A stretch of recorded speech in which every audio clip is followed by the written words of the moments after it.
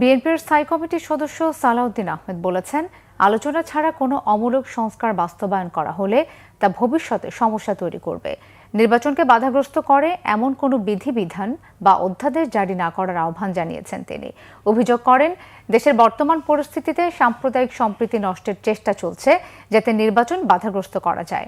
BNP সে বিষয়ে সতর্ক থাকবে বলেও জানান দলের এই সিনিয়র নেতা। আহমেদ সরোয়ারের রিপোর্ট। বিএনপির ৪৭তম প্রতিষ্ঠাবার্ষিকী উপলক্ষে রবিবার বিকালে আলোচনা সভার আয়োজন করে জাতীয়তাবাদী কর আইনজীবী দল। এতে বিএনপি স্থায়ী কমিটির সদস্য সালাউদ্দিন আহমেদ বলেন, সাংবিধানিক সংস্কারের কথা উঠেছে, কমিশন আলোচনা করছে। বিএনপি বলেছে, সংবিধান সংশোধনের বাইরে যে বিষয়ে ঐক্যমত এসেছে সেগুলো বাস্তবায়ন করা শুরু হোক। আরপিওর ২১ ধারার সাবসেকশন 1-এ একটা পরিবর্তন আনার চেষ্টা করছে। প্রতীক নিয়ে কোন রাজনৈতিক দলের সাথে আলোচনা হয়েছে কিনা আমার জানা নেই, অন্তত আমাদের সাথে হয়নি। এই বিষয়ে ঐক্যমত্য হয়নি। এইরকম অমূলক সংস্কারগুলো যদি আমরা আইনে নিয়ে আসি, কোনো আলাপ আলোচনা ব্যতিরেকে পরে জটিলতা হবে। যা ঐক্যমত্য প্রতিষ্ঠা হয়নি সেই বিষয়ে যদি আপনারা অবশ্যই কিছু কিছু বিষয়ে আলাপ আলোচনা ব্যতিরেকেই কিছু কিছু ছোটখাটো অধ্যাদেশে পরিবর্তন আনতে পারবেন, অধ্যাদেশ প্রণয়নের মধ্য দিয়ে। কিন্তু এইগুলো মেজর পরিবর্তন, এইগুলো সমস্ত রাজনৈতিক দলের সাথে একটু আলোচনা করা দরকার। যারাই বিভিন্ন রকম বিভ্রান্তিমূলক বক্তব্যের মধ্য দিয়ে বিভ্রান্তি সৃষ্টি করার চেষ্টা করছে, তাদের সকলের উদ্দেশ্যে নসিহত হচ্ছে, আমরা এখন নির্বাচনে আবহের মধ্যে আছি। সারা দেশে নির্বাচনে আমেজ সৃষ্টি হয়েছে। অতি শিগগির আমাদের নেতা জনাব তারেক রহমান বাংলাদেশে প্রত্যাবর্তন করবেন। সেদিন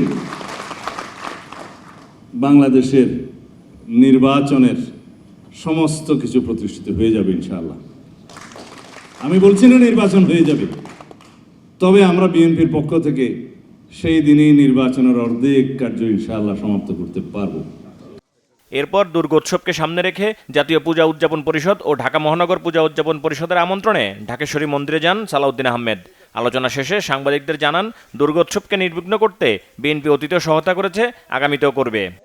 বিভিন্নভাবে সাম্প্রদায়িক সম্প্রীতি বিনষ্টের জন্য কিছু চক্রান্ত গড়ে উঠছে। এমনকি স্বধর্মের মধ্যেও বিভিন্ন রকমের এমন কিছু ঘোলাটে পরিস্থিতি সৃষ্টি করছে, যার সব কিছুর একটা উদ্দেশ্য হচ্ছে বাংলাদেশের শান্তিপূর্ণ পরিবেশ বিনষ্টের মধ্য দিয়ে আগামী নির্বাচনকে যাতে বাধাগ্রস্ত করতে পারে। এটা সব কিছুর সাথে কিন্তু বাংলাদেশের গণতান্ত্রিক প্রশ্ন জড়িত।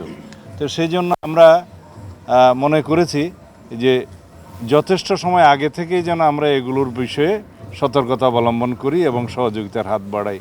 গত বছরের মতো নির্বিঘ্নভাবে পূজা উদযাপনে এবারও বিএনপি সহায়তার হাত বাড়িয়ে দেবে বলে জানান দলের স্থায়ী কমিটির এই সদস্য। আহমেদ সরোয়ার, বাংলাভিশন, ঢাকা।